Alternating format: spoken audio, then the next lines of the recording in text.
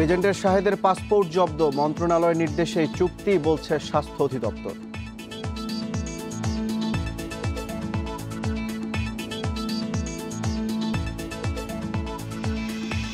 করোনায় স্থবির আন্তর্জাতিক অপরাধ ট্রাইব্যুনালের কার্যক্রম, শুরু হয়নি ভার্চুয়াল বিচার।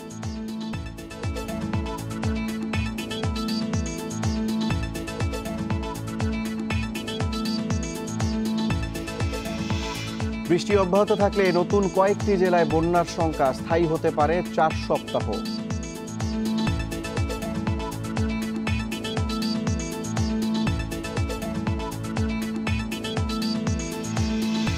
বেচাকেনা জমেনি, রাজধানীর রেস্তোরাঁয় করোনা স্বাস্থ্যবিধি মেনে নাট্যমঞ্চ খোলার দাবি।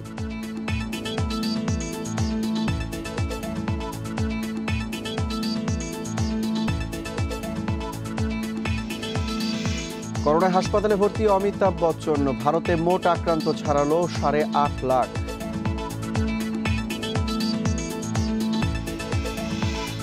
স্বাগত 1 ঘন্টার বিরতিহীন ইন্ডিপেন্ডেন্ট সংবাদে। শিরোনাম শুনছিলেন, চলে যাব পুরো খবরে। রিজেন্ট গ্রুপের চেয়ারম্যান শাহেদ করিমের পাসপোর্ট জব্দ করেছে র্যাব। শনিবার সন্ধ্যায় নির্বাহী ম্যাজিস্ট্রেট সারওয়ার আলমের নেতৃত্বে উত্তরার রিজেন্ট হাসপাতাল ও রিজেন্ট গ্রুপের প্রধান কার্যালয়ে তল্লাশি চালিয়ে পাসপোর্ট জব্দ করা হয়। পরে সারওয়ার আলম জানান, তদন্তের স্বার্থে দুটি জায়গা থেকে কিছু আলামত সংগ্রহ করা হয়েছে। তবে কম্পিউটারে হার্ড ডিস্কে থাকা বেশ কিছু গুরুত্বপূর্ণ তথ্য সরিয়ে নিয়েছে রিজেন্ট কর্তৃপক্ষ। নষ্ট করা হয়েছে হার্ড ডিস্কটাকেও। মূলত সেগুলো উদ্ধারের চেষ্টাই চালিয়েছে পুলিশ। এ সময় রিজেন্ট হাসপাতালে শাহেদের কক্ষ থেকে একটি কম্পিউটার, শাহেদের পাসপোর্ট এবং গ্রুপ কার্যালয় থেকে জব্দ করা হয় কয়েকটি কম্পিউটারের হার্ড ডিস্ক। তল্লাশিতে পাওয়া গেছে তাদের বিরুদ্ধে হওয়া আরও 20টি মামলার নথি।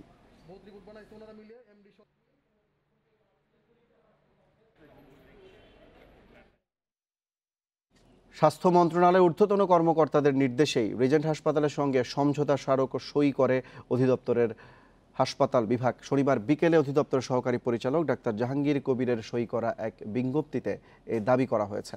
এতে বলা হয়েছে, এর আগে রিজেন্ট চেয়ারম্যান শাহেদের বিষয়ে তারা কিছু জানতেন না।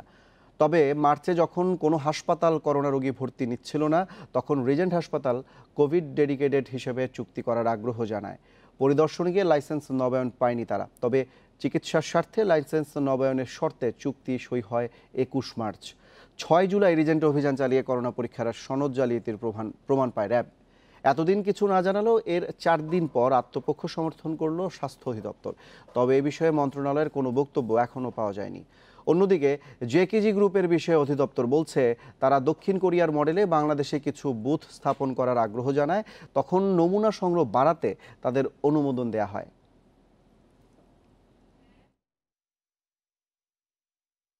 শাহেদের রিজেন্ট কাণ্ডে জড়িত হাসপাতালটির এমডি মিজানুর রহমান, পিআরও তরিকুল ইসলাম শিবলি, শিবলির শালিকা তানিয়া নুসরাত ও ওয়ার্ড বয় বাবলু। আর এই বাবলুই 10 থেকে 38,000 টাকা নিয়ে সংগ্রহ করেছে করোনা নমুনা, দিয়েছে মন গড়া রিপোর্ট। শাহেদের মদদে চিকিৎসক কর্মীদের করেছেন নির্যাতন, প্রমাণ মিলেছে মারধরেরও। ইন্ডিপেন্ডেন্টের অনুসন্ধানে মিলেছে এসব তথ্য। ডাক্তার ইমতিয়াজ কোথাও চাকরি না পেয়ে 23 এপ্রিল যোগ দেন উত্তরার রিজেন্ট হাসপাতালে। করোনার সময় নানা সুযোগ সুবিধা দেওয়ার কথা বলে চাকরি দিলেও পরে কথা রাখেনি কর্তৃপক্ষ। ইমতিয়াজের অভিযোগ, হাসপাতালটিতে করোনা চিকিৎসায় শুরু থেকেই ছিল না পর্যাপ্ত ব্যবস্থা। 2 মেডিকেল অফিসার ও একজন কনসালটেন্ট ডাক্তার দিয়েই চলতো কাজ। অনেক রোগীকে ধরেন সুস্থ হয়ে গেছে বা সুস্থ হওয়ার দিকে বা ওই রোগীটাকে ডিসচার্জ দেওয়া যায়, সেসব রোগীটাকে তারা মাঝে মাঝেই আর কি আটকিয়ে রাখতেন বা মানে তাদের করোনা নেগেটিভ রিপোর্ট আনার চেষ্টা করতেন না। মানে রোগীটাকে নিয়ে তারা ব্যবসা করার একটা চেষ্টা করতেন। হাসপাতালে ডাক্তারদের চেয়ে কদর বেশি ছিল স্টাফদের, এদের দিয়েই করানো হতো নানা অনিয়ম। ইমতিয়াজের অভিযোগ, ওয়ার্ড বয় বাবলু করোনার নমুনা সংগ্রহে রোগী ভেদে আদায় করত 10 থেকে 38,000 টাকা, দিত মন গড়া রিপোর্ট। শাহেদের মদদে রোগীদের পাশাপাশি ডাক্তারদের সঙ্গেও দুর্ব্যবহার করত এই বাবলু। পরে চাকরি ছাড়তে বাধ্য হন ইমতিয়াজ। ডাক্তারদের থেকে ওয়ার্ড বয়ের মূল্যটা অনেক বেশি। হ্যাঁ, তো ওয়ার্ড বয় একজন আছে বাবলু নামে, তো উনি হচ্ছেন যে ডাক্তার যে ডিউটি রুম, হ্যাঁ, ডাক্তাররা যেই রুমে বসে ডিউটি করবে বা একটু রেস্ট নেবে, সেই রুমটা দখল করে রেখেছে। রিজেন্টের আরেক চিকিৎসক মাহিয়া সাধারণ চিকিৎসার কথা বলে অল্প বেতনে চাকরি দিয়ে বাধ্য করানো হয় করোনা চিকিৎসায়, দেয়া হয়নি কোনো সুযোগ সুবিধা। বাবলুই তো মেন।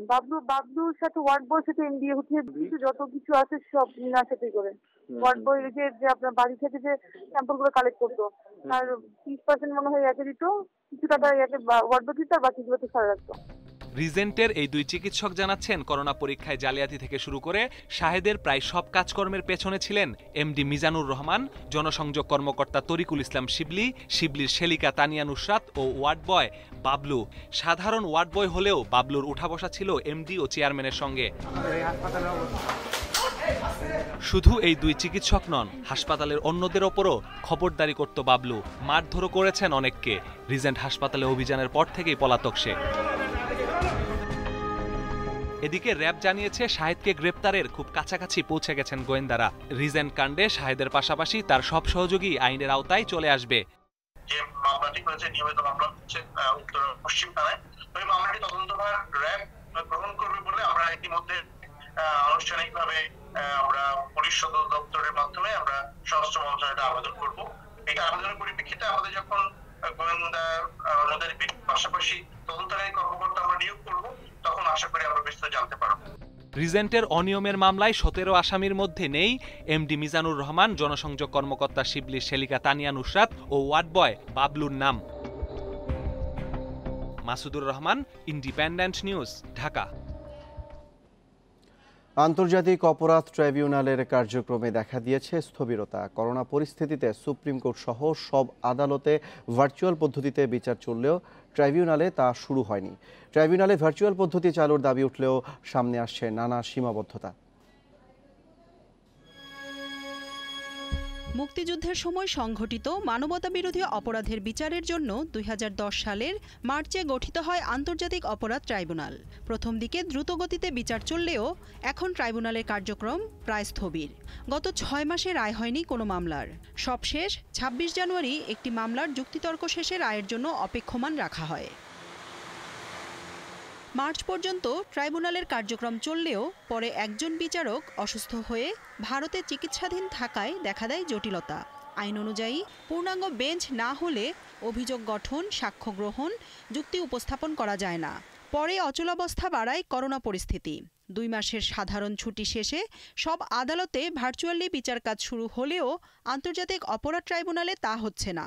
কেবল ট্রাইব্যুনালের ওয়েবসাইটে মামলার শুনানির তারিখ নির্ধারণ করে দেয়া হচ্ছে। ভুক্তভোগী সাক্ষী এবং আসামিকে ভার্চুয়ালি বিচার কর্মকাণ্ডে অংশগ্রহণ করানো, উপস্থিত করা এই মুহূর্তে সঙ্গতকরণে যথেষ্ট সীমাবদ্ধতা রয়েছে। ফলে এই মুহূর্তে ট্রাইব্যুনাল ভার্চুয়ালি পরিচালনা করা সম্ভবপর নয় বলে আমার কাছে প্রতীয়মান হচ্ছে। ভার্চুয়ালি ট্রাইব্যুনালের কার্যক্রম শুরুর দাবি জানাচ্ছেন আসামি পক্ষের আইনজীবীরাও। এছাড়া অনেক আসামি জটিল রোগে ভুগলেও ট্রাইব্যুনালের আদেশ ছাড়া চিকিৎসা করানো সম্ভব হচ্ছে না। নড়াইলের এই মামলাটির আসামি দাউদ শেখ, সে অজ্ঞাত রোগে পুরো শরীর ফুলে গিয়েছে, কোনো চিকিৎসা হচ্ছে না। এই মামলার আসামিদেরকে আদালতের আদেশ ছাড়া নর্মাল সময়েও কোনো চিকিৎসা দেওয়া হয় না। অন্তত যেন ভার্চুয়াল পদ্ধতিতে তা আসামিদের চিকিৎসার দরখাস্ত বা জামিনের দরখাস্তগুলো যদি অন্তত শুনানি হয়, কিছুটা হলেও তারা ন্যায় বিচার পাবে। স্থবির হয়ে পড়েছে ট্রাইব্যুনালের তদন্ত সংস্থার কাজও। এর মূল কাজই মাঠ পর্যায়ে অনুসন্ধান ও তদন্ত, পরে তা চূড়ান্ত করে প্রসিকিউশনের কাছে দেয়া হয়। এই মুহূর্তে 4টি মামলার তদন্ত প্রতিবেদন প্রস্তুত রয়েছে। ট্রাইব্যুনালের কার্যক্রম শুরু হলেই এসব প্রতিবেদন জমা দেয়া হবে। যেহেতু আমরা কোর্ট থেকে বাইরে কাজ করি, আমাদের কার্যক্রম আমরা সীমিত আকারে চালু রাখি। তবে আমরা বহিরাঙ্গনে কাউকে এই সময়ে পাঠাই নাই এবং নতুন কোনো মামলা গ্রহণ করি। এই মুহূর্তে 39টি মানবতাবিরোধী অপরাধ মামলা বিচারাধীন রয়েছে ট্রাইব্যুনালে। জান্নাতুল ফেরদাউস তানভি, ইন্ডিপেন্ডেন্ট নিউজ, ঢাকা। শনিবার দুপুর পর্যন্ত 24 ঘন্টায় দেশে করোনায় মৃত্যু হয়েছে আরও 30 জনের। এ নিয়ে মোট প্রাণহানি 2305 জন। এছাড়া নতুন করে সংক্রমণের শিকার 2686 জন। এ নিয়ে দেশে মোট কোভিড-19 রোগী 1,81,000-এর বেশি। করোনা পরিস্থিতি নিয়ে স্বাস্থ্য অধিদপ্তরের নিয়মিত অনলাইন ব্রিফিংয়ে জানানো হয়েছে এসব তথ্য। এতে জানানো হয় 24 ঘন্টায় নমুনা সংগ্রহ হয়েছে 11,193টি। এর মধ্যে শনাক্ত হয়েছে 2,305 জনের। পরীক্ষা বিবেচনায় শনাক্তের হার 24.00%। 24 ঘন্টায় করোনায় মৃতদের মধ্যে 25 জন পুরুষ এবং 5 জন নারী। শনাক্ত বিবেচনায় মৃত্যুর হার 1.27%। শনিবার দুপুর পর্যন্ত 24 ঘন্টায় দেশে সুস্থ হয়েছেন আরও 1628 জন। এ নিয়ে সারা দেশে মোট সুস্থ হয়েছেন 88,034 জন। শনাক্ত বিবেচনায় সুস্থতার হার 48.60%। এর মধ্যে ঢাকা বিভাগে 13 জন, চট্টগ্রাম বিভাগ 10 জন, রাজশাহী ও খুলনা বিভাগে 3 জন করে, বরিশাল বিভাগে 1 জন। পুরান ঢাকার ওয়ারির রেড জোনে লকডাউনের 9ম দিন আজ। সেখানে স্বেচ্ছাসেবক ও পুলিশ রয়েছে কঠোর অবস্থানে। এদিকে পুরো এলাকা জুড়ে নিয়মিত ব্লিচিং পাউডার মিশ্রিত পানি ছিটাচ্ছে সিটি কর্পোরেশনের 2টি ওয়াটার ট্যাঙ্ক। ওয়ারি থেকে সর্বশেষ পরিস্থিতি জানাতে আমাদের সাথে যোগ দিচ্ছে সহকর্মী খালেদ রায়হান। রায়হান, লকডাউনের প্রথম থেকে ওয়ারিতে বেশ কিছু অভিযোগ পাওয়া যাচ্ছে। গত শুক্র শনিবার আমরা সেখানকার বাসিন্দাদের বাইরে বেরোনোর প্রবণতা কিছুটা কম দেখেছি। আজকে সেখানকার কি পরিস্থিতি দেখছেন? দেখুন, বাইরে বেরোনোর যে প্রবণতা সেটি প্রথম দিকে যেমনটি ছিল, যে আসলে সবাই এলোমেলোভাবে বের হওয়ার চেষ্টা করছিলেন এবং অনেকে আসলে বের হতে দেওয়া হচ্ছিল, কিন্তু তার পরবর্তী সময় কিন্তু আমরা দেখতে পেয়েছি যে অনেকেই এখান থেকে বের হচ্ছেন, তাদেরকে একটি তালিকা করা হচ্ছে এবং সেই যে তালিকাটি করা হচ্ছে সেই তালিকা করে তাদেরকে এখানে থেকে বের হতে দেওয়া হচ্ছে। বিশেষ করে যারা চাকরিজীবী রয়েছেন, যারা বিভিন্ন ব্যবসার সঙ্গে জড়িত, তাদেরকেও কিন্তু এখান থেকে বের হতে দেওয়া হচ্ছে। তার পাশাপাশি জরুরি সেবায় যারা নিয়োজিত ছিল তাদেরকে তো প্রথম থেকে দেওয়া হচ্ছিল। প্রথম দিকে যে সমস্যাগুলো হচ্ছিল, যে সড়কটিতে আমরা দাঁড়িয়ে আছি ঠিক এই জায়গাটিতে কিন্তু প্রবেশ করতো মানুষ এবং মানুষ এখান থেকে বের হতো। তো পরবর্তী সময় গত 4 দিন ধরে নতুন নিয়ম করা হচ্ছে, শুধুমাত্র এই সড়কটি দিয়ে কিন্তু মানুষ বের হতে পারবেন। প্রবেশ করার জন্য তাদেরকে টিপু সুলতান রোডটি ব্যবহার করতে হবে। সেই জায়গাতে প্রবেশ এবং বের হওয়ার জন্য যেই ঘিঞ্জি পরিবেশটি ছিল সেটি অনেকাংশেই কমে গেছে। আরেকটি বিষয় হচ্ছে যে সাধারণ মানুষ, বিশেষ করে এখানে যারা রয়েছেন তাদের একটি বড় অংশ তারা কিন্তু ব্যবসা করেন, বিভিন্ন ক্ষুদ্র ব্যবসার সঙ্গে তারা জড়িত। তারা কিন্তু বলছেন, গতকালকে যখন আমি এখানে কাজ করতে এসেছিলাম, আজকেও তারা অনেকে বলছেন ভেতর থেকে যে তাদেরকে অন্তত সপ্তাহে 2 থেকে 3 দিন যাতে বের হতে সুযোগ দেওয়া হয়, তাতে অন্তত তারা তাদের ব্যবসা প্রতিষ্ঠানটাকে চালু রাখতে পারবেন। এখানে একটি বিষয় হচ্ছে এই এলাকার মধ্যে 3টি সুপার শপ রয়েছে, যে সুপার শপগুলোতে সব মিলিয়ে প্রায় 5 থেকে 6 শতাধিক কর্মী কাজ করেন। তারা কিন্তু প্রত্যেক দিন সকালে এখানে আসছেন এবং তারা কিন্তু আবার বের হয়ে যাচ্ছেন। যারা বিশেষজ্ঞ রয়েছেন তারা কিন্তু বলছেন এই যে এত সংখ্যক মানুষ তারা যদি প্রতিদিন ঢুকে এবং বের হয়, তাহলে লকডাউনের যে বিষয়টি বা যে বিষয়টিকে মাথায় রেখে এলাকাটিকে বন্ধ করে রাখা হয়েছিল সেটি কিন্তু আসলে প্রশ্নের সম্মুখীন হবে। এছাড়াও এখানে একটি কারখানা রয়েছে, যে কারখানাটিতে কিছু লোকজন প্রবেশ করছেন, তার পাশাপাশি একটি ফার্মাসিউটিক্যাল কোম্পানি রয়েছে, তারাও কিন্তু এখানে প্রবেশ করছেন। তো সব মিলিয়ে প্রতিদিনই কিন্তু এখানে প্রায় 1000-এরও বেশি লোক এখানে প্রবেশ করছেন, তারা কিন্তু আবার বের হয়ে যাচ্ছেন। তো এই সংখ্যক লোক কিন্তু যদি প্রতিদিন এখান থেকে বের হয়, তাহলে সংক্রমণ কিন্তু আটকানোর যেই পদক্ষেপগুলো নেওয়া হয়েছে সেটি কিন্তু খুব বেশি কাজে আসবে না, এমনটাই মত দিচ্ছেন বিশেষজ্ঞরা। ওয়ারির লকডাউন পরিস্থিতি জানাচ্ছেন সহকর্মী খালেদ রায়হান। যশোর ও বগুড়ার উপনির্বাচনে ভোট কেন্দ্রে মাস্ক খুলে পরিচয় নিশ্চিত করতে হবে, একথা জানিয়েছেন প্রধান নির্বাচন কমিশনার KM নুরুল হুদা। এছাড়া নির্বাচনের প্রচারে স্বাস্থ্যবিধি মেনে চলারও আহ্বান জানিয়েছেন তিনি। যশোর ও বগুড়া সফরকালে শনিবার এসব কথা বলেন CEC। যশোর 6 ও বগুড়া 1 আসনের উপনির্বাচন উপলক্ষে জেলা প্রশাসন আইনশৃঙ্খলা বাহিনী সহ নির্বাচন সংশ্লিষ্টদের দিক নির্দেশনা দিতে নির্বাচন এলাকা সফর করেন প্রধান নির্বাচন commissioner KM Nurul Huda. Vote সুষ্ঠু ও নির্বিঘ্ন করতে প্রয়োজনীয় নির্দেশনা দেন তিনি।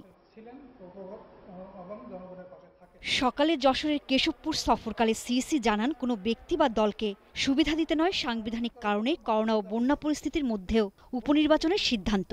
প্রার্থীদের স্বাস্থ্যবিধি মেনে প্রচারণা চালানোর পাশাপাশি ভোটারদের স্বাস্থ্য সতর্কতা মেনে কেন্দ্রে আসার আহ্বানও জানান তিনি। স্বাস্থ্যবিধি মেনে মাস্ক পরে, প্রত্যেকে মাস্ক পরে, প্রত্যেক ভোটার মাস্ক পরে ভিতরে ঢোকেন। তবে মাস্কটা যখন ওখানকার পোলিং অফিসার অথবা অ্যাসিস্ট্যান্ট প্রিজাইডিং অফিসার মাস্ক খুলে তার চেহারা দেখার জন্য বলবে, সেটা সাময়িক সময়ের জন্য তার চেহারা দেখিয়ে নিতে হবে। এরপর বিকেলে বগুড়া সফর করেন প্রধান নির্বাচন কমিশনার। এ সময় তিনি দাবি করেন, করোনা ও বন্যা পরিস্থিতির কারণে নির্বাচন প্রশ্নবিদ্ধ হলেও আইনি বাধ্যবাধকতায় ভোট পেছানোর কোনো সুযোগ নেই। এই নির্বাচন অনুষ্ঠানের জন্য আমরা যদি এটা পিছিয়ে যেতে পারতাম তাহলে সুবিধা হতো, ভালো হতো, কিন্তু কোনো সুযোগ নেই। একেবারেই শেষ সময় এসে দাঁড়িয়েছি। তো এটা তবুও এই সমস্ত চ্যালেঞ্জ, যারা এখানে নির্বাচন তারা পরিচালনার সাথে সম্পৃক্ত আছেন, তারা এই সমস্ত চ্যালেঞ্জ গ্রহণ করেছেন। 14 জুলাই যশোর 6 আসন এবং বগুড়া 1 আসনের উপনির্বাচনে ভোট গ্রহণ। সোহেলি জাহান, ইন্ডিপেন্ডেন্ট নিউজ ডেস্ক। উজানের ঢল আর বৃষ্টিতে তিস্তা, যমুনা, ব্রহ্মপুত্র সহ দেশের প্রধান প্রধান নদ নদীর পানি বৃদ্ধি অব্যাহত রয়েছে। এতে করোনা মহামারীর মধ্যে দ্বিতীয় দফা বন্যার কবলে অন্তত 10 জেলা। বৃষ্টি অব্যাহত থাকলে নতুন কয়েকটি জেলা প্লাবিত হওয়ার শঙ্কা দেখা দিয়েছে। বন্যা পূর্বাভাস ও সতর্কীকরণ কেন্দ্র বলছে, বৃষ্টি অব্যাহত থাকলে আগামী কয়েকদিনে বন্যা দেখা দিতে পারে উত্তর পূর্বাঞ্চল ও মধ্যাঞ্চলের নতুন কয়েকটি জেলায়। এ দফায় বন্যা 4 সপ্তাহ স্থায়ী হওয়ার আশঙ্কা রয়েছে। এদিকে সুরমা ও জাদুকাটা নদীর পানি সুনামগঞ্জ পয়েন্টে ও তিস্তা নদীর পানি লালমনিরহাটের ডালিয়া পয়েন্টে আজও বিপদসীমার বেশ ওপর দিয়ে প্রবাহিত হচ্ছে। খুলে দেওয়া হয়েছে তিস্তা ব্যারেজের সবকটি গেট। সিলেট শহরে জলাবদ্ধতায় বেড়েছে জনভোগান্তি। নীলফামারী ও লালমনিরহাটে তিস্তা ও ধরলা নদীর পানি বৃদ্ধিতে বন্যা পরিস্থিতির অবনতি হয়েছে। কয়েক লাখ মানুষ পুনরায় পানিবন্দী।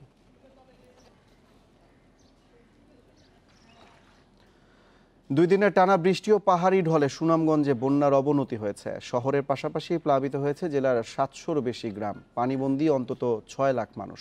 ভেঙে পড়েছে জেলার অভ্যন্তরীণ যোগাযোগ ব্যবস্থা। দুর্গতরা আশ্রয় নিয়েছেন আশ্রয় কেন্দ্র ও উঁচু স্থানে। দেখা দিয়েছে খাবারের সংকট। টানা বৃষ্টি আর উজান থেকে আসা পাহাড়ি ঢলে বেড়েছে সুরমা নদীর পানি। এতে প্লাবিত হয়েছে সুনামগঞ্জ শহর। পানি ঢুকে পড়েছে সব বাসাবাড়িতে। জাদুকাটার পানি বাড়ায় সদর উপজেলার পাশাপাশি হাওড়াঞ্চলের বিশ্বম্ভরপুর, তাহিরপুর, ধর্মপাশা, জামালগঞ্জ ও দোয়ারাবাজারের 7 শতাধিক গ্রামের 6 লাখের বেশি মানুষ পানিবন্দী। অনেকেই আশ্রয় নিয়েছেন উঁচু জায়গায়। ঘরের মধ্যে কম্বল পানি হইতেছে, নান্দা বাড়ার তো আরো সমস্যা। রাস্তা থাকারাম মানুষ করোনা মানুষ মরে যায়, তো না অনাহারে মানুষ মরবো। কালকু সকাল থেকে রান্না বাড়া না, তো রাস্তা থাকে আর সন্ধ্যাবেলা গড়ে যায়। বন্যার কারণে জেলা সদরের সঙ্গে 4 উপজেলার যোগাযোগ ব্যবস্থা বিচ্ছিন্ন হয়ে পড়েছে। আজকে যদি সুরমা নদীর পারে বাঁধ দেওয়া হতো, বেড়িবাঁধ হইতো, তাহলে এই শহরটা রক্ষা পাইতো। বন্যা কবলিত এলাকায় জরুরি ভিত্তিতে খাদ্য বিতরণের দাবি জানিয়েছেন নাগরিক সংগঠনের নেতারা। শুকনো খাবার দিতে হবে মানুষকে এবং আশ্রয় কেন্দ্রে মানুষগুলাকে নিয়ে আসতে হবে। এই যে 14 তারিখ পর্যন্ত চেরাপুঞ্জিতে বৃষ্টি হবে, আমরা যে আগাম বার্তাটা পেলাম, এই কন্টিনিউ বৃষ্টি হলে পাহাড়ি ঢলে তো আরো খারাপ অবস্থা হয়ে যাবে সুনামগঞ্জে। তবে এরই মধ্যে বন্যা কবলিত এলাকায় চাল ও শুকনো খাবার পৌঁছানোর কথা জানিয়েছে জেলা প্রশাসন। আমাদের মজুদ 400 মেট্রিক টন জিআর চাল, 8 লক্ষ টাকা জিআর ক্যাশ এবং 3 লক্ষ শিশু খাদ্য এবং 2 লক্ষ পশু খাদ্যের জন্য টাকা রয়েছে। সেটি আমরা আজকে উপজেলা নির্বাহী অফিসারদেরকে ক্ষয়ক্ষতি বিবেচনায় আমরা বরাদ্দ প্রদান করব। 25 জুন বন্যা দেখা দেয় সুনামগঞ্জে। এরপর ধীরে ধীরে পরিস্থিতির উন্নতি হয়। আগের বন্যার রেশ কাটতে না কাটতেই আবারও বন্যার কবলে পড়ল জেলাটি। Independent news desk. বন্যা পরিস্থিতির আরও খবর জানাতে সুনামগঞ্জ থেকে যোগ দিয়েছেন সহকর্মী জাকির হোসেন। জাকির, সুনামগঞ্জের আজকের বন্যা পরিস্থিতির কি অবস্থা আমাদেরকে জানাবেন। জনদুর্ভোগ ও ক্ষয়ক্ষতির নিয়ে কি বলছে স্থানীয়রা? তারা কি পর্যাপ্ত ত্রাণ সহায়তা পাচ্ছেন? দেখুন, সুনামগঞ্জে সুরমা নদীর পানি কিন্তু বিপদসীমার উপরেই আছে। তো এখন সকাল থেকে কিন্তু বৃষ্টিপাত অব্যাহত আছে, যার ফলে কিন্তু সুনামগঞ্জের যে সুরমা নদীর যে তীরবর্তী যে আবাসিক এলাকাগুলো আমরা গতকালকেও বলেছি প্লাবিত হয়েছিল। আজকে কিন্তু সকাল থেকে সুনামগঞ্জ শহরে যে নতুন নতুন আবাসিক এলাকা কিন্তু প্লাবিত হয়েছে। এখন আমি দাঁড়িয়ে আছি সুনামগঞ্জ শহরের বিহারি পয়েন্ট আবাসিক এলাকায়। তো নিশ্চয়ই আপনি দেখতে পাচ্ছেন এই সড়কে কিন্তু প্রায় হাঁটু জল পর্যন্ত, হাঁটু পানি পর্যন্ত। এইখানে এই সড়ক দিয়ে যাতায়াতকারী বিভিন্ন অফিসগামী মানুষ আছে, তারা কিন্তু অনেকটা বিপাকে পড়েছে। আর আপনি যেমনটা বলছেন যে ত্রাণ সহায়তার কথা, আমি কথা বলেছিলাম জেলা প্রশাসক মোহাম্মদ আব্দুল হাদের সাথে। তিনি আমাকে জানিয়েছেন ইতিমধ্যে কিন্তু সুনামগঞ্জের যে বন্যা কবলিত এলাকাগুলোতে 400 মেট্রিক টন জিআর চাল এবং নগদ 8 লক্ষ টাকা এবং শুকনো খাবার প্রতিটি উপজেলার জন্য 500 প্যাকেট শুকনো খাবার কিন্তু ইতিমধ্যে পৌঁছে দেওয়া হয়েছে। আর বিশুদ্ধ খাবার পানীয় সংকটের একটা সমস্যা দেখা দিয়েছিল। এটা থেকে পরিত্রাণের জন্য কিন্তু জনস্বাস্থ্য প্রকৌশল অধিদপ্তরের পক্ষ থেকে ইতিমধ্যে সুনামগঞ্জের 32টি আশ্রয় কেন্দ্রে কিন্তু অস্থায়ীভাবে টিউবওয়েল স্থাপন করা হয়েছে এবং প্রতিটি আশ্রয় কেন্দ্রে এখন পর্যন্ত প্রায় 2 লক্ষ পানি বিশুদ্ধকরণ ট্যাবলেট বিতরণ করা হয়েছে। আর সবচেয়ে বড় বিষয় হচ্ছে সুনামগঞ্জের যে অভ্যন্তরীণ সড়কগুলো রয়েছে, সেই অভ্যন্তরীণ সড়কগুলো পানির নিচে ডুবে যাওয়ায় কিন্তু একেবারে যান চলাচল তো বন্ধই আছে, মানুষ চলাচল করতে পারছে না, কারণ এতটাই তীব্র স্রোতের ঢলের পানির পানির কারণে মানুষ কিন্তু হেঁটেও যেতে পারছে না। যেমন সুনামগঞ্জ জেলা সদর থেকে বিশ্বম্বরপুর, তাহিরপুর, জামালগঞ্জ, দোয়ারাবাজার, ছাতক এইসব উপজেলার সাথে জেলা সদরের যোগাযোগ একেবারে বিচ্ছিন্ন হয়ে গেছে। আর সুনামগঞ্জের ক্ষয়ক্ষতির বিষয়ে আসলে যে সড়কের যে ক্ষয়ক্ষতি হয়েছে, গত সপ্তাহে যে বন্যা হয়ে গেছে, এই বন্যায় কিন্তু প্রায় সুনামগঞ্জে প্রায় 300 কিলোমিটার সড়কের ক্ষয়ক্ষতি হয়েছিল। সেই ক্ষয়ক্ষতি ব্যাপারে কথা বলেছিলাম। স্থানীয় সরকার প্রকৌশল অধিদপ্তরের নির্বাহী প্রকৌশলী আমাকে জানিয়েছেন যে যেহেতু এখন আরেকটা বন্যা দেখা দিয়েছে, তো পুরোপুরি বন্যার পানি নেমে গেলেই তারপরে কিন্তু ক্ষয়ক্ষতি নিরূপণ করে তারা একটা মন্ত্রণালয়ে পাঠাবেন যে কি পরিমাণ ক্ষয়ক্ষতি হয়েছে। আর যেহেতু সুনামগঞ্জে এখন পুরো হাওর অঞ্চলে কিন্তু এখন পানি এবং বিভিন্ন হাওরে এখন উত্তাল ঢেউ। হাওরে কিন্তু একটি বড় সমস্যা হচ্ছে, সেটা হাওর অঞ্চলে কিন্তু উত্তাল ঢেউয়ের সাথে সাথে কিন্তু হাওর অঞ্চলের যে বাড়িঘর, কাঁচা বাড়িঘরগুলো, এগুলো কিন্তু আমরা দেখেছি অনেকটাই বিধ্বস্ত হয়ে যেতে।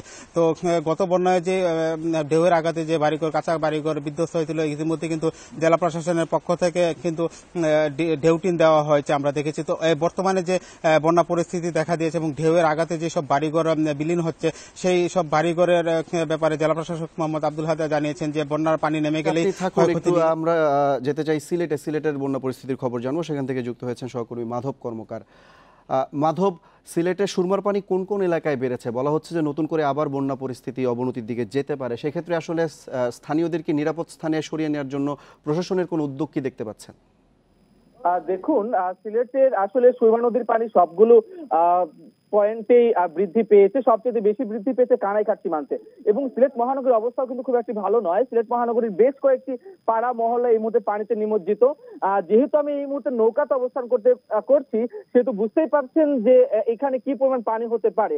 সিলেট মহানগরীর 15 নং ওয়ার্ডের জয়নগর, যতরপুর, সুভানীঘাট, এছাড়াও অন্যান্য এলাকা, মাসিমপুর উপশহরে কিন্তু বিভিন্ন জায়গায় ইতিমধ্যেই পানিতে নিমজ্জিত মানুষ। এই সিটি কর্পোরেশন এলাকায় অন্তত 50,000 মানুষ এই পানিতে নিমজ্জিত অবস্থায় রয়েছেন বা পানিবন্দী অবস্থায় রয়েছেন। পাশাপাশি বলতে চাই, সিলেটের গোয়াইনঘাট, কোম্পানিগঞ্জ, জৈন্তাপুর, কানাইঘাট সবগুলো উপজেলার মোটামুটি 300 থেকে 350 গ্রাম কিন্তু এই মুহূর্তে পানিবন্দী। গতকাল রাতে কানাইঘাটের একটি বেড়িবাঁধ অর্থাৎ বুবার হাওরের একটি বেড়িবাঁধ ভেঙে যাওয়ায় সেখানটা প্রায় 200 ফুটের মতো জায়গা ভাঙনের পর্যায়ে পড়েছে এবং সেটা বিলীন হয়ে গেছে। এইরকম কিন্তু অবস্থা রয়েছে। পাশাপাশি গোয়াইনঘাট থেকে সিলেটের যে সালুটিকা হয়ে রাস্তা রয়েছে, সেটি চলাচলে অনুপযোগী হয়ে বর্তমানে বন্ধ অবস্থায় রয়েছে। তো আসলে প্রশাসনের দিক থেকে যেটি বলা হয়েছে, সিলেট মহানগরীতে যেসব এলাকায় পানিতে নিমজ্জিত সেসব এলাকায় যে আসলে যেখানে মানুষ আশ্রয় কেন্দ্রে যেতে পারে সে ব্যবস্থা করেছে এলাকার কাউন্সিলর বৃন্দ, এবং একই সাথে বিভিন্ন উপজেলার যারা নির্বাহী কর্মকর্তা রয়েছেন, যারা পানিবন্দী অবস্থায় রয়েছেন, তাদেরকে আশ্রয় কেন্দ্রে নেওয়ার জন্য তৎপর রয়েছে। সিলেট ও সুনামগঞ্জের বন্যা পরিস্থিতির খবর জানাচ্ছিলেন সহকর্মীরা। রাজধানীর রেস্তোরাঁ, ক্যাফে চালু হলো, জমছে না বেচা কেনা। অনলাইনে বিক্রি হলেও করোনা ভাইরাস সংক্রমণের ঝুঁকির কারণে গ্রাহক উপস্থিতি হাতে গোনা। পুঁজি রক্ষায় সহযোগিতার পাশাপাশি বেচা কেনার সময় বৃদ্ধির দাবি রেস্তোরাঁ ব্যবসায়ীদের। করোনা ভাইরাসের প্রাদুর্ভাব রোধে সাধারণ ছুটির মাঝে বন্ধ হয়ে যায় হোটেল রেস্তোরাঁ। দীর্ঘদিন পর আবারও খুলতে শুরু করেছে এসব খাবারের দোকান। সীমিত পরিসরে চালু হলেও পাল্টে গেছে আগের চিত্র। নিয়মে এসেছে পরিবর্তন, মানতে হচ্ছে স্বাস্থ্যবিধি। অনেকদিন বন্ধ থাকায় কমেছে কর্মী সংখ্যা। করোনা ভীতির কারণে ভিড় করছেন না পরিচিত ক্রেতারাও। সামাজিক দূরত্ব মানতে কমাতে হচ্ছে আসন সংখ্যা। আমার আগে এখানে ছিল মনে করেন 45 এমপ্লয়, সেখানে এখন আমার রেস্টুরেন্ট চালাচ্ছি হলো 13 জন এমপ্লয় দিয়ে।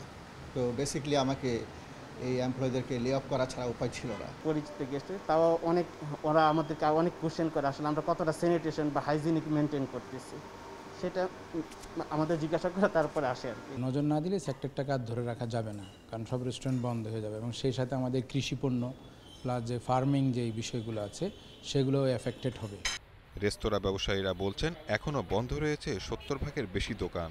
যেসব চালু রয়েছে তাদের বেশিরভাগ ঝুঁকছেন অনলাইনে খাবার বিক্রিতে। দোকান ভাড়া, কর্মীদের বেতন সহ নানা সংকট মেটাতে প্রয়োজন সরকার ঘোষিত ঋণ প্রাপ্তি সহজীকরণ। পাশাপাশি বিবেচনার দাবি প্রতিষ্ঠান খোলা রাখার সময় বৃদ্ধিতে। রানিং ক্যাপিটালটা এটা তড়িৎ আমরা এই কোরবানির আগেই যেন আমরা পাই। আর আমাদের শ্রমিকদের যে প্রণোদনা দেওয়ার কথা ছিল, অনুদান দেওয়ার কথা ছিল, অন্তত তাদেরকে 1 মাসের হলেও যদি দিতে পারে, তারপরে আমি মনে করব আমাদের এই সেক্টরে যে সমস্ত শ্রমিকরা আছে, প্রায় 9 লক্ষ শ্রমিক আছে, তারা মনে করবে যে এই আপৎকালীন বিপদে সরকার আমাদের পাশে ছিল। রেস্তোরাঁ মালিক সমিতির তথ্য মতে ছোট বড় মিলিয়ে রাজধানীতে হোটেল রেস্তোরাঁ রয়েছে প্রায় 60,000। Shahid Ahmed, independent news, Dhaka. করোনার কারণে 4 মাস ধরে শিল্পকলা একাডেমি সহ সব সাংস্কৃতিক মঞ্চে নাটক প্রদর্শনী বন্ধ। গ্রুপ থিয়েটার ফেডারেশন বলছে এখনই মঞ্চ খুলে দেওয়ার পরিকল্পনা নেই, তবে স্বাস্থ্যবিধি মেনে থিয়েটার খুলে দেওয়া যেতে পারে বলে মনে করছেন মঞ্চকর্মীরা।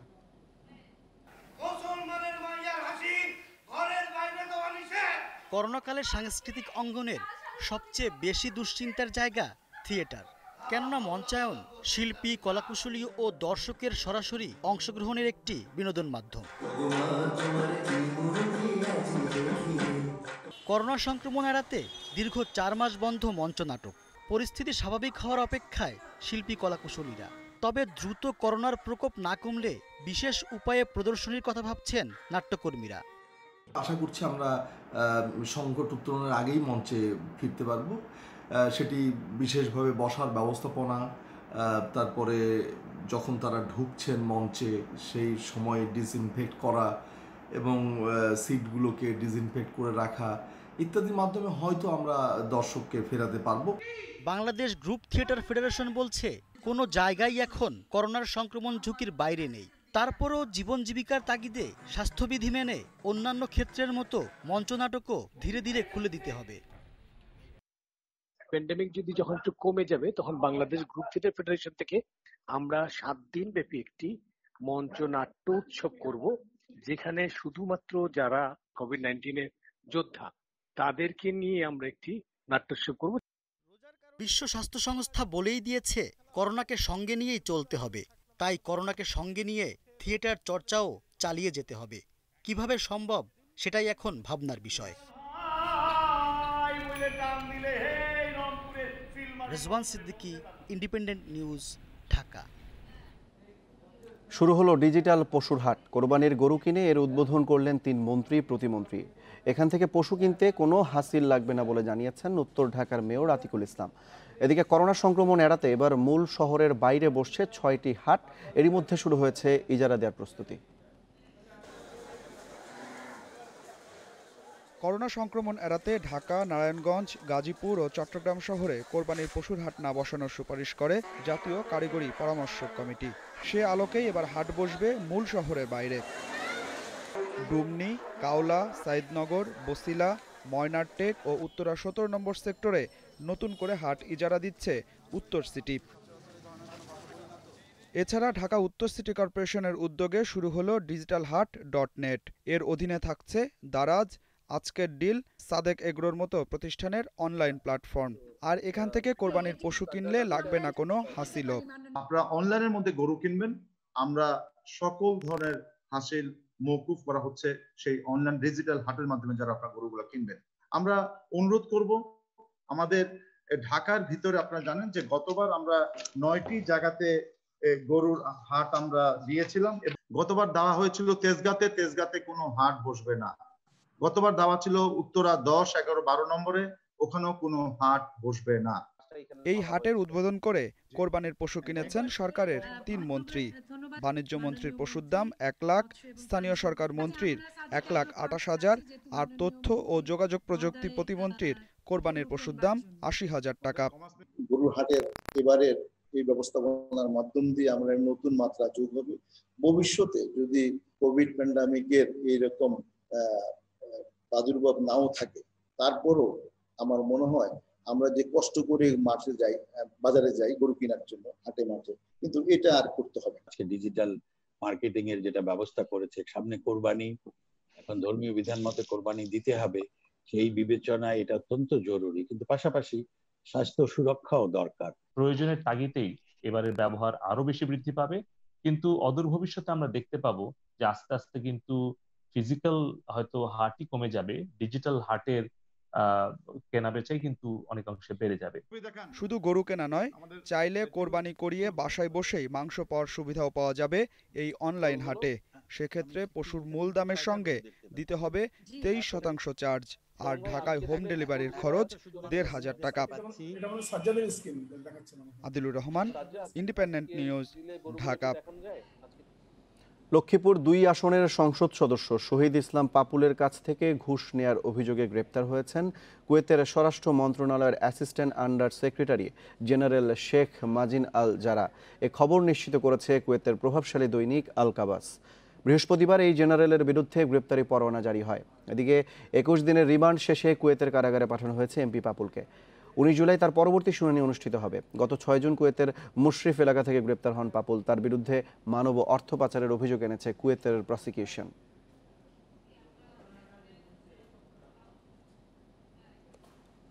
দেখছেন বিরতিহীন ইন্ডিপেন্ডেন্ট সংবাদ এছাড়া আরও যা থাকছে।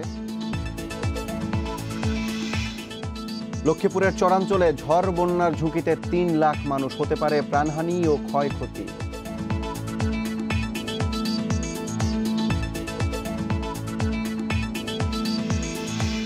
এবং করোনায় অনিশ্চিত রোজগার, অপ্রীতিকর পরিস্থিতি এড়াতে চট্টগ্রামে বাড়ি ছাড়ার হিড়িক।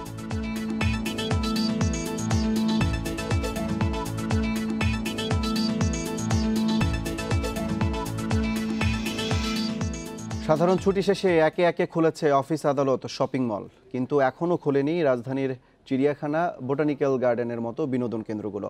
ফলে প্রতিদিন বেড়াতে এসে ফেরত যাচ্ছেন দর্শনার্থীরা। বসুন্ধরা আবাসিক এলাকা থেকে মিরপুরের বোটানিক্যাল গার্ডেনে বেড়াতে এসেছিলেন প্রকৌশলী শামসী তাবরেজ দম্পতি। মাত্র 2 সপ্তাহ আগে তাদের বিয়ে হয়েছে। করোনার কারণে নতুন দম্পতি বেড়াতে যেতে পারেননি কোথাও, তাই এসেছিলেন বোটানিক্যাল গার্ডেন আর চিড়িয়াখানা দেখতে, কিন্তু দেখা হলো না। তো আজকে অনেকদিন পরে বের হয়েছিলাম, তো সিএনজি চালক বলেছিলেন আসলে খোলা থাকবে, কিন্তু আসলে আমরা এখানে এসে দেখি যে বন্ধ।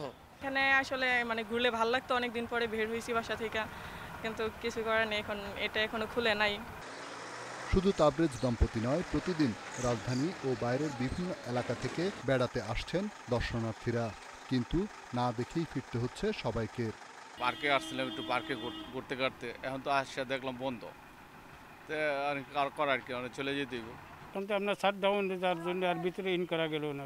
মানুষজন এসে তো ঘুরে যাচ্ছে, সরকারি নির্দেশ না দেওয়া পর্যন্ত তো আমরা খুলে যেতে পারছি। চিড়িয়াখানা ও বোটানিক্যাল গার্ডেনের মতো বিনোদন কেন্দ্রগুলোতে সহজেই সামাজিক দূরত্ব রাখা যায়, তাই এসব স্থান খুলে দেওয়ার দাবি উঠলেও কর্তৃপক্ষ সিদ্ধান্তে অনড়। যারা আক্রান্ত মানুষ তাদের মাধ্যমে কিন্তু মানুষ চিড়িয়াখানার যে অ্যানিমেল আছে, বাঘ, সিংহ, তাদের মধ্যে ছড়াইতে পারে। একজন বিদেশে আমেরিকাতে ছড়াইছে, চীনে ছড়াইছে। তো এই জন্য আমরা এটা চাচ্ছি না যে আক্রান্ত লোক চিড়িয়াখানার ভিতরে আসুক। দর্শনার্থী না থাকায় বিপাকে পড়েছেন এই দুটি বিনোদন কেন্দ্র ঘিরে গড়ে ওঠা ক্ষুদ্র ব্যবসায়ীরা। রিশাদ হুদা, ইন্ডিপেন্ডেন্ট নিউজ, ঢাকা। লক্ষ্মীপুরের 20টি চরাঞ্চলে পর্যাপ্ত আশ্রয় কেন্দ্র না থাকায় প্রায় 3 লাখ মানুষ ঝড় ও বন্যার চরম ঝুঁকিতে রয়েছে। এতে প্রাকৃতিক দুর্যোগে প্রাণহানি সহ নানা ধরনের ক্ষয়ক্ষতির আশঙ্কায় স্থানীয়রা। এলাকাটি দুর্যোগপূর্ণ চিহ্নিত করে আশ্রয় কেন্দ্র নির্মাণের আশ্বাস দিয়েছেন জেলা প্রশাসক। লক্ষ্মীপুরের রামগতি উপজেলার দ্বীপ চর গজারিয়ায় বসবাস প্রায় 20,000 মানুষের। ঝড় বন্যায় বাসিন্দাদের আশ্রয়ের জন্য আগে এখানে আশ্রয় কেন্দ্র ছিল 2টি, কিন্তু কয়েক বছর আগে নদী ভাঙনে বিলীন হয়েছে 2টি আশ্রয় কেন্দ্রই। এখন প্রাকৃতিক দুর্যোগ এলেই আতঙ্ক বাড়ে চর গজারিয়ার বাসিন্দাদের। চর গজারিয়া ছাড়াও তেলিচর, বয়ারচর, সাহেবের হাট, চর কালকিনি ও রায়পুরের চর ঘাসিয়া সহ অন্তত 20টি চরের মানুষের জন্য নেই পর্যাপ্ত আশ্রয় কেন্দ্র। বেড়িবাঁধ না থাকায় ঝুঁকি বেড়েছে অনেক জায়গায়। বন্যা দুর্গত এলাকা, যদি এখানে বন্যা হয় মানুষ গরু বাছুর নিয়ে অনেক সমস্যা হয়, অনেক বিপদ হয়। এলাকা যাওয়ার জন্য সরকারিভাবে বিভিন্নভাবে বলা হয়, মানুষ চর ছেড়ে এলাকাতে যায় না। আমার কোনো নিরাপত্তার কোনো জানের কোনো নিরাপত্তা নাই, হাজার হাজার গরু আছে মাঠ ভরা। পর্যাপ্ত আশ্রয় কেন্দ্র না থাকায় দুর্যোগের সময় বিভিন্ন শিক্ষা প্রতিষ্ঠানে আশ্রয় নেন এসব চরাঞ্চলের বাসিন্দারা। তবে এসব প্রতিষ্ঠানের ভবনের অবস্থাও বেশ নাজুক। একটা মানুষের যদি রোগ মৃত্যু হয়, উপরে যারা আছে গাড়ি ঘোড়া দেখবি নিতে পারে, কিন্তু আমাকে সেই নেওয়ার কোনো সুযোগ সুবিধা নাই, রাস্তা নাই, ঘাট নাই, কারেন্ট নাই।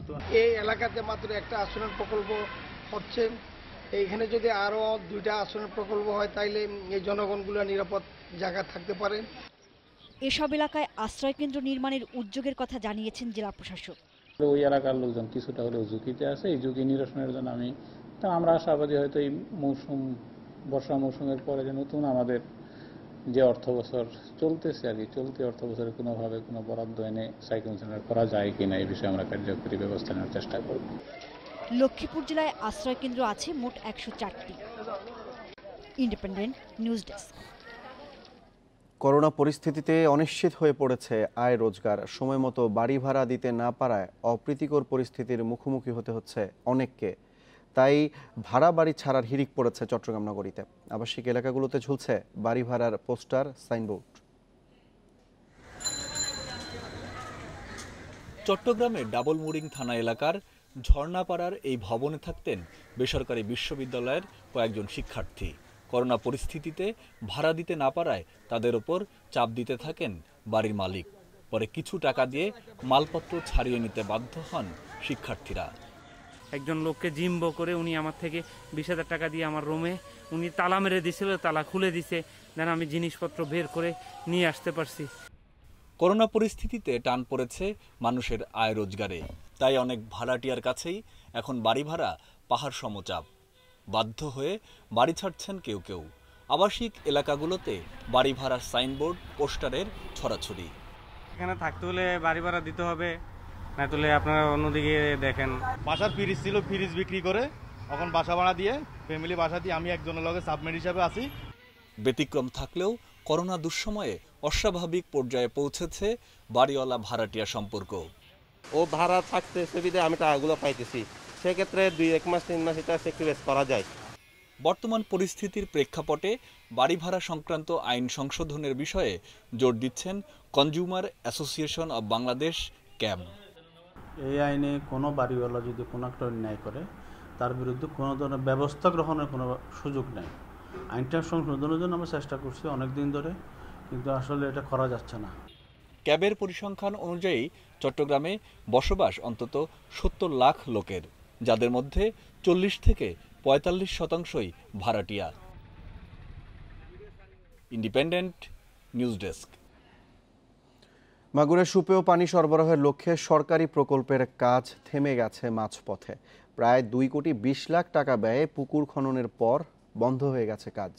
এতে সরকারের বিপুল অর্থ ঠিকাদার সহ সংশ্লিষ্টদের পকেটে গেলেও সুবিধা পাচ্ছে না এলাকাবাসী। জনস্বাস্থ্য প্রকৌশল অধিদপ্তরের পানি সংরক্ষণ ও নিরাপদ পানি সরবরাহ প্রকল্পের আওতায় মাগুরায় পুকুর খননের কাজ শুরু হয় 2018-19 অর্থবছরে। এর অধীনে জেলা শ্রীপুর ও সদর উপজেলায় জেলা পরিষদের মালিকানাধীন 7টি পুকুর পুনঃখননের কাজ প্রায় শেষের পথে। এর মধ্যেই প্রকল্পের দ্বিতীয় ধাপে পুকুর পাড়ে পানি শোধনের জন্য ফিল্টার স্থাপনের কাজ বন্ধ ঘোষণা করা হয়েছে। প্রকল্প সংশ্লিষ্টদের দাবি, মাগুরায় ফিল্টার স্থাপনের চেয়ে টিউবওয়েল স্থাপনে কম খরচ হওয়ায় বাতিল হয়েছে প্রকল্পটি। মাগুরার প্রেক্ষাপটে আমার ফিল্টার স্থাপন করায় যে পরিমাণ আর্থিক খরচ হবে, এর থেকে আমার টিউবওয়েল স্থাপন করার মাধ্যমে আমার আর্থিক খরচটা কম হবে, যার জন্য আমরা ফিল্টারটা স্থাপনটা ওটা বন্ধ রেখে। সরকারের নিরাপদ পানি সরবরাহ প্রকল্পের আওতায় পুকুরের আকার অন্তত 1500 বর্গমিটার রাখার পাশাপাশি পানির গভীরতা অন্তত 5 মিটার রাখার কথা। এলাকাবাসীর অভিযোগ, অনেক পুকুরের ক্ষেত্রে তা করা হয়নি। এছাড়াও প্রবেশাধিকার সংরক্ষিত করার কথা থাকলেও তা বাস্তবায়ন হচ্ছে না। ফলে মাছ চাষের পাশাপাশি দৈনন্দিন কাজেও ব্যবহার হচ্ছে এসব পুকুর। অফিসারটা আসে পানি খাওয়া যাবি, কিন্তু এখন সে কোনো ব্যবস্থা নেই, কেন গোবর ফেলতেছে, মাছ চাষ করতেছে। এখন যে পর্যায়ে আছে পানি তো আমরা খাইতেও পারি না, কিছু করতেও পারি না। সরকারের টাকা নষ্ট করা ছাড়া তো আর আমরা কিছু বুঝতেছি না। হঠাৎ করে মাঝপথে প্রকল্প বন্ধ করার কোনো সদুত্তর না দিয়ে প্রকল্প সংশ্লিষ্টরা বলেন, ভবিষ্যতের কথা ভেবেই নিরাপদ পানি সংরক্ষণের জন্য এই প্রকল্প হাতে নেওয়া হয়। এই প্রকল্প নিশ্চয়ই ফিজিবিলিটি স্টাডি করে সারা দেশে সরকারি জেলা পরিষদের পুকুরগুলো আছে, এগুলো পুনঃখনন করার জন্য এবং নিরাপদ পানি সংরক্ষণের জন্য। কারণ আপনি একটা জিনিস জানবেন, গোটা বিশ্বের উন্নত দেশ আছে, তারা কিন্তু গ্রাউন্ড ওয়াটারের পানি কেউ খায় না। প্রয়োজনীয়তা ও সম্ভাব্যতা ভালোভাবে যাচাই না করে এ ধরনের প্রকল্পে সরকারি অর্থ অপচয় বন্ধের আহ্বান মাগুরাবাসীর। Independent news desk. বিশ্বে করোনায় মৃত্যু 5,67,000 ছাড়িয়েছে। আক্রান্ত 1,28,00,000-এর বেশি। একদিনে নতুন করোনা রোগী শনাক্ত 2,14,000-এর বেশি। 24 ঘন্টায় মৃত্যু প্রায় 5,000। যুক্তরাষ্ট্রে একদিনে করোনায় আক্রান্ত 61,000-এর বেশি। 7 শতাধিকের মৃত্যুতে প্রাণহানি 1,37,000 ছাড়ালো। টানা দ্বিতীয় দিন ভারতে 27,500 নতুন রোগী শনাক্ত হয়েছে। দেশটিতে আক্রান্তের সংখ্যা ছাড়ালো 8.5 লাখ। 5 শতাধিক নতুন মৃত্যু নিয়ে দেশটিতে মোট প্রাণহানি 22,500। গত কয়েকদিনের তুলনায় ব্রাজিলে কমেছে সংক্রমণ ও মৃত্যু। 24 ঘন্টায় 36,000 নতুন শনাক্ত নিয়ে আক্রান্তের সংখ্যা 18,40,000-এর বেশি। আরও 968 জনের মৃত্যু নিয়ে প্রাণহানি ছাড়িয়েছে প্রায় 71,500। মেক্সিকোতে 665, রাশিয়া ও ইরানে 188, পেরুতে 182, যুক্তরাজ্যে 148 ও চিলিতে 100 জনের মৃত্যু হয়েছে।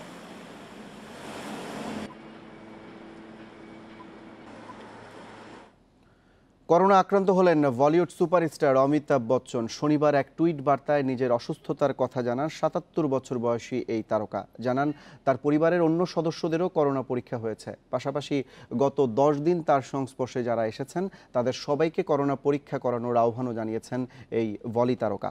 এর কিছু পরেই কোভিড আক্রান্ত হওয়ার কথা টুইটে জানান তার ছেলে বলিউড তারকা অভিষেক বচ্চন। তারা দুজনেই মুম্বাইয়ের নানাবতী হাসপাতালে চিকিৎসাধীন রয়েছেন, তবে তাদের অবস্থা গুরুতর নয়। অমিতাভ অভিষেক বচ্চনের সুস্থতা কামনা করে বার্তা দিয়েছেন বলিউডের নামী তারকারা।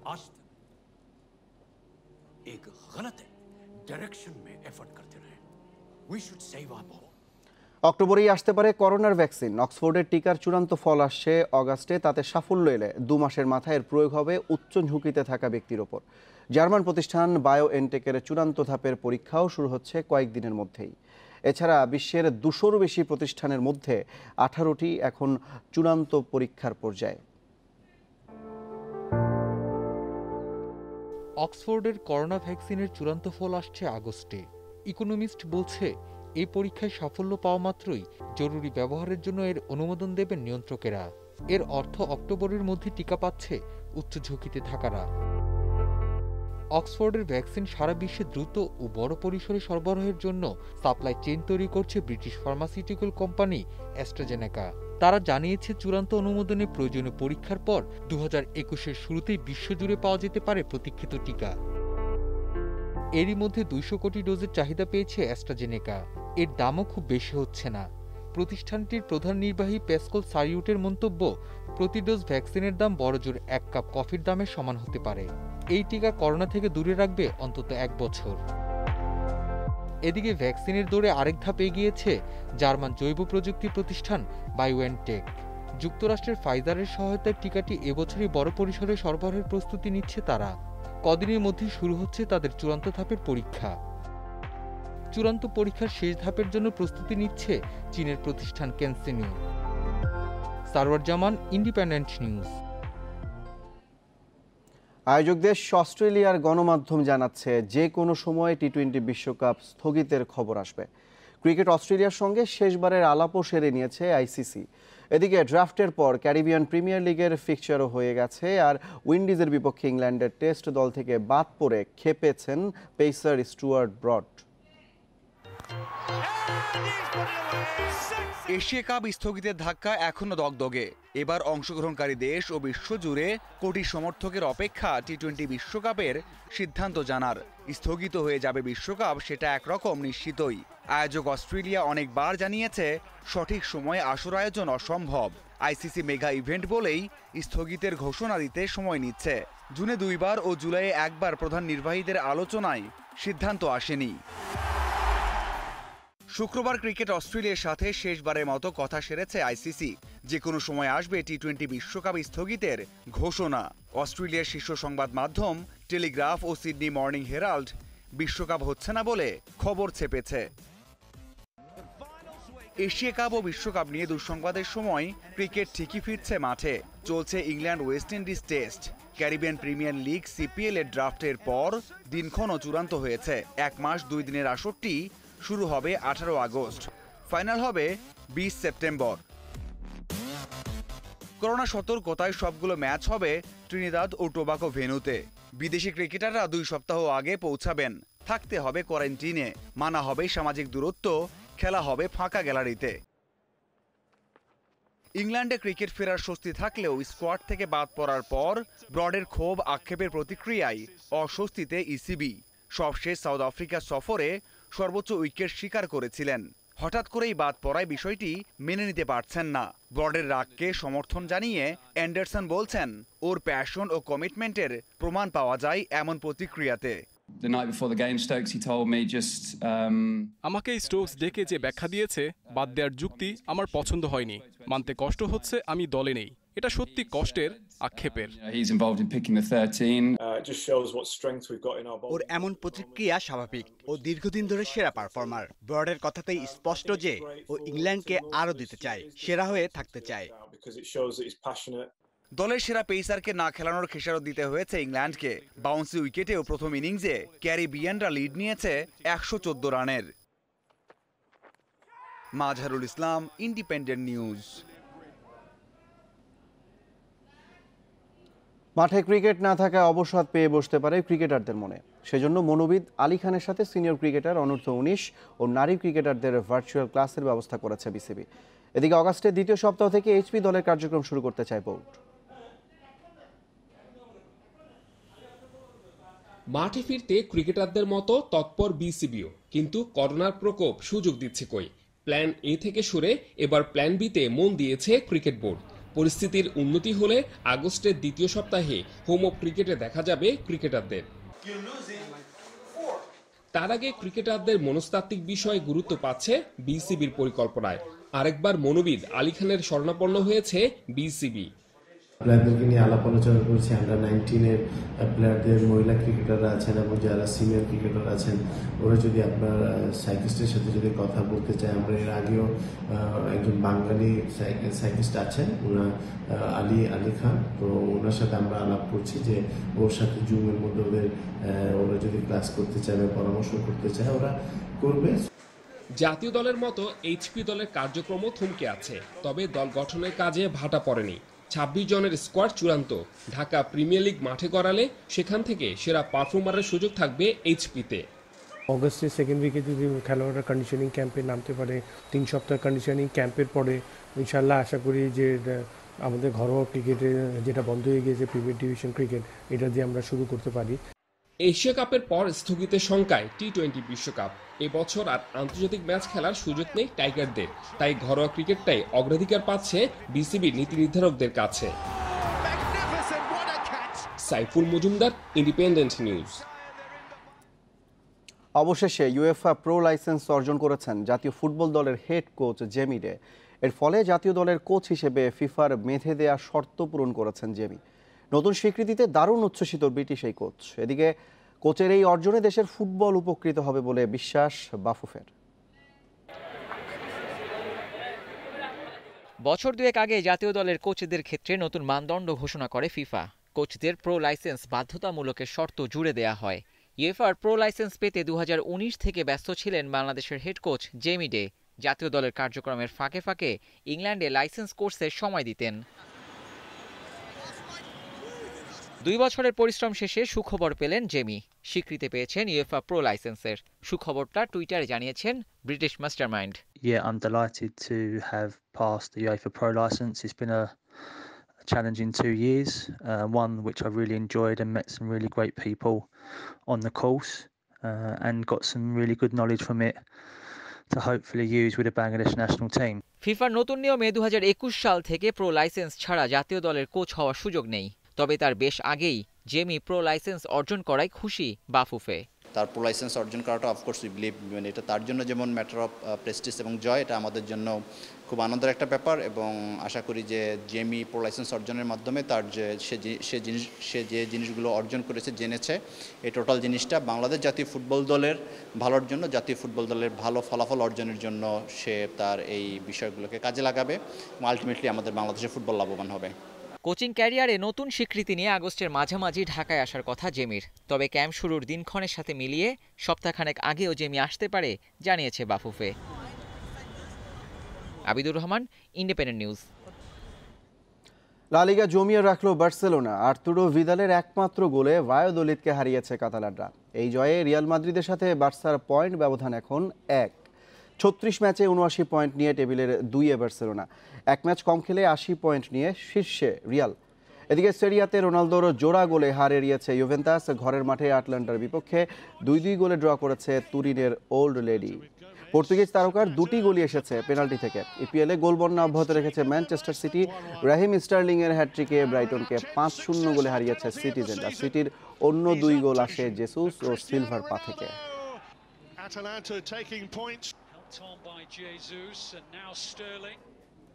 এই ছিল ব্রিটেন সংবাদের এখনকার আয়োজন। ইন্ডিপেন্ডেন্ট টেলিভিশনের সব খবর আরও বিস্তারিত জানতে চোখ রাখুন ফেসবুক, ইউটিউব ও টুইটারে। এতক্ষণ সাথে থাকার জন্য ধন্যবাদ সবাইকে।